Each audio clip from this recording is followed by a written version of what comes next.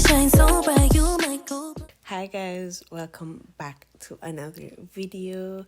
I hope you guys have been following my stories along. I have so much more to give. Alright, so this story takes place about 2018. Bear in mind this is the time when my dad died. So if I start, kind of missing out information, I don't really remember everything within that time because it was such an emotional roller coaster in that time, and I really kind of checked out. But let's go on. So this is the time when I helped my cousin cheat on her husband. You heard that right. I helped my cousin cheat on her husband. No, at the time I didn't know that's what I was doing. Again, very naive. If you follow my TikTok and follow on, you can learn that I was a very naive person. But anyways, so this takes place 2018. My cousin reached out to me. So this is someone I haven't spoken to in a long time, and let's call her Cherry. So at a young age, Cherry was, very troublesome. She would always sneak out, and she just was a problem child. She was my cousin, my uncle's child. And, my mom and my grandma grew her because her mom migrated, and then after high school she finally got filed for, and she was able to travel. So with all of that, she was always a problem child, and she had many men and all of that, but she is 10, 5, 6, 7 years older than me. So I wasn't really in her world, and I wasn't really aware of a lot of stuff. But I do know she lied a lot. My parents would complain. My grandma would always complain about how she would lie and how she was. And she was very a disrespectful child, to be honest. So when she migrated, I did not hear from her again until I did not hear from her again until I was in college. She would reach out every now and again and say, hey, how are you? And then that's it. And then after I graduated, they were moving, and she called me and asked, hey, could I come up and help her babysit and help her move? So I was just like, all right, I wasn't doing anything. I wasn't working. And I just graduated high school, and I was just like, all right, an opportunity to travel and help out my family member. So I said yes. And, a lot of people were telling me to be careful, but again, I haven't seen her or I haven't had a relationship with her in years. So I personally did not really remember anything about her as an individual, to be honest. I just know she was my cousin. She needed help. So I was quick to jump on the bandwagon and went and helped. So when she reached out to me, I said yes, and she booked my plane ticket, and I came up. Now, a week before I came up, my father was in a coma, and at this point, my father and I wasn't speaking because that's a time for another whole story time. But I told him goodbye, and I saw him one last time after I went to help her is when he died. But before we get to there, so I came up, took the flight, came, saw her, the greetings, hi, how are you, whatever, and they were leaving the next day, so I would have fly in on the Friday, and they were moving the Saturday. So, came in, met her husband. I never met him before, and then I met her daughter, and I started to help them move. Literally the next day, just came, sleep, help her move the next day.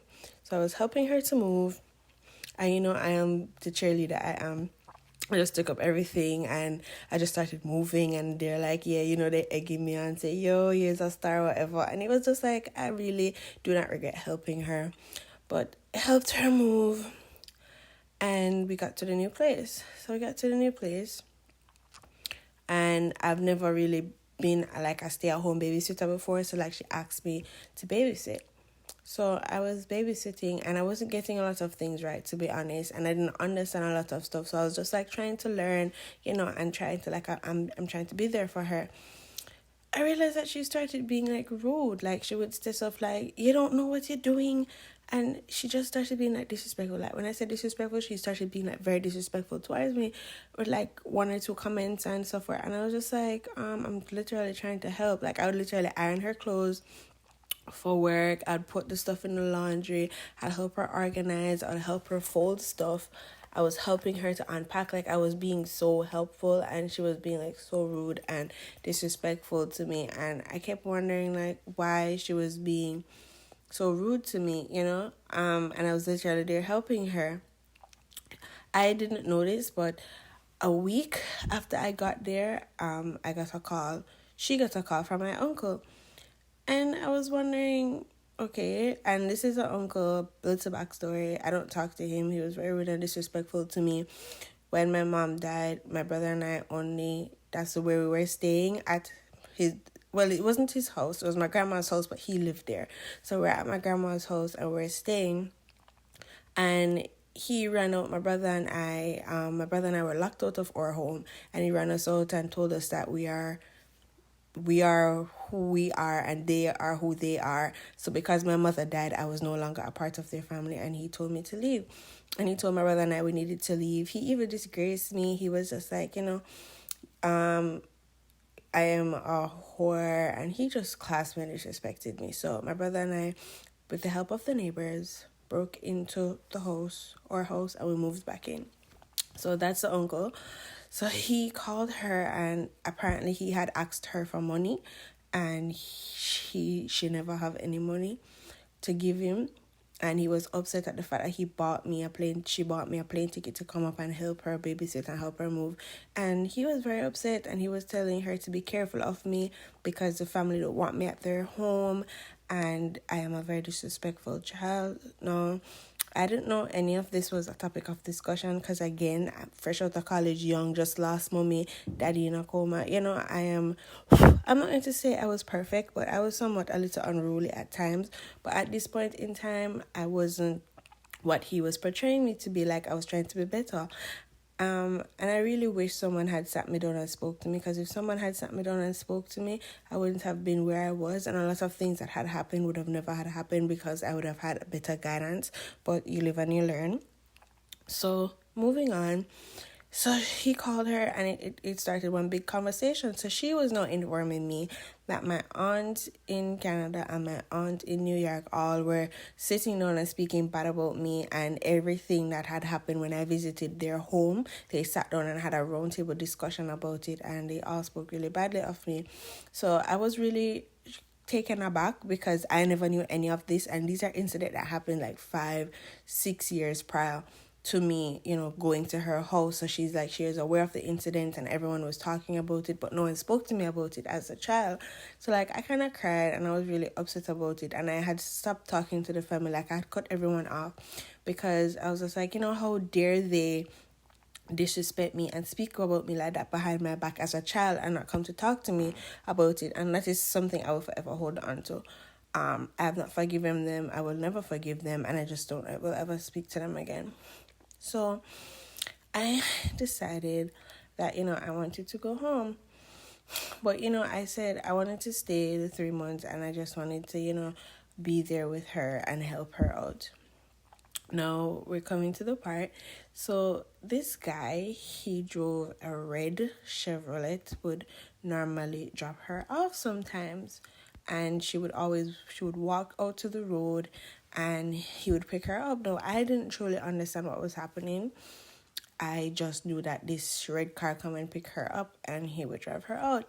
So one day she was telling me how much she and her husband doesn't do pleasure each other anymore. Her and her husband don't do anything fun together anymore, and she's falling out of love with him. And I was just sitting there listening, and I was just like, really, Zane? Okay. It's like, why don't you try this? Why don't you just leave him?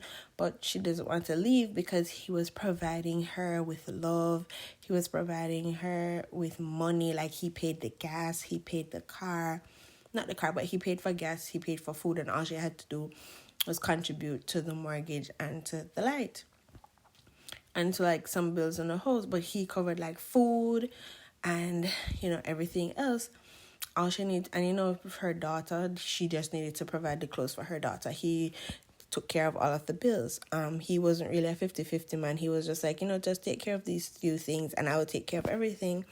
So she was complaining and she wasn't satisfied in the relationship, so she started to step out. So one day she asked me to babysit, and I was just like, yeah, I'm here. I don't have anything planned. I'll stay.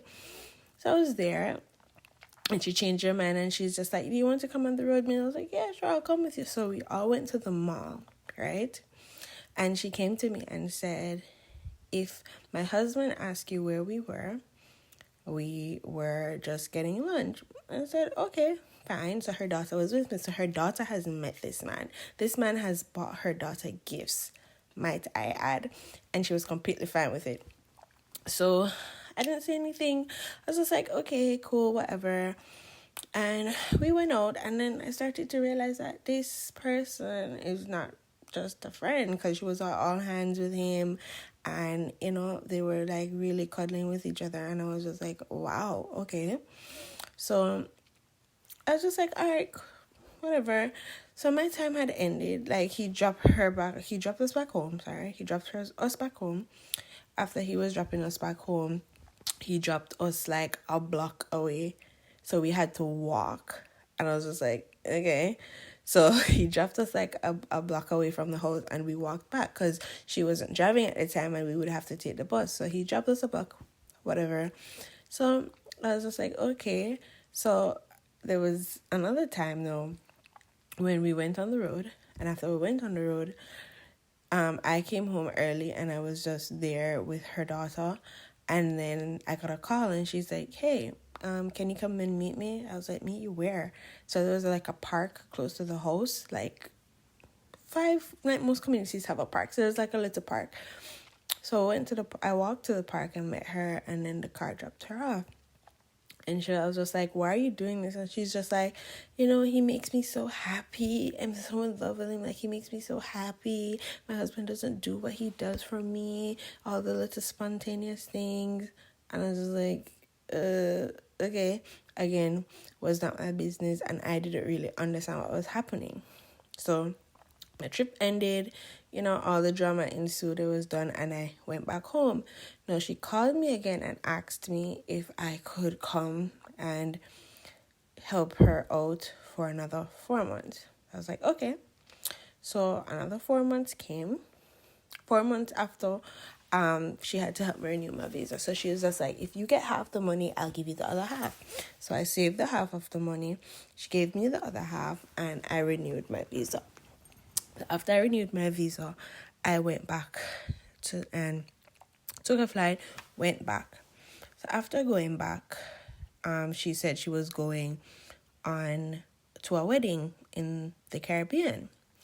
So I was like, okay, so she's going to a wedding in the Caribbean. At the time, I didn't understand. So she and her side man is going to the Caribbean and to a wedding. So, she's preparing and she's getting stuff. But I realized she's not packing anything. You're packing for a wedding, you pack like really cute, like, a nice like wedding guest outfit. It was none of that. And just now I'm realizing she never packed any of those things, so I helped her pack. Anyways, so she was getting all her stuff put together, and then she went. So her husband looked at me and just like, how is it that she is at a wedding and there's no pictures? Like, she's not posting any pictures, I'm not seeing any pictures. And I was like, no, she went for a week. I don't remember which country she went, but she went somewhere for a whole week. And I was just like, that's weird for real. And she asked me, he was just like, a man she have. And I was just like, I don't know about that, but okay, you do you. You think that. So it was it was actually really, really funny. He knew he was being cheated on, I believe, but he never approached her about it, because they would always argue over the dumbest stuff. It's like after she went on this vacation and she came back, he was questioning her, and they got into this really big argument. He was just like, I don't know where you were. Show me a wedding picture. She can't show any wedding picture. And that's when I started putting two and two together. I was like, bitch, you didn't go to no wedding. You went on vacation with your side man. Like, what? So after she went, I knew who she went with, but I had to lie to him because I was just like, yeah, I don't know.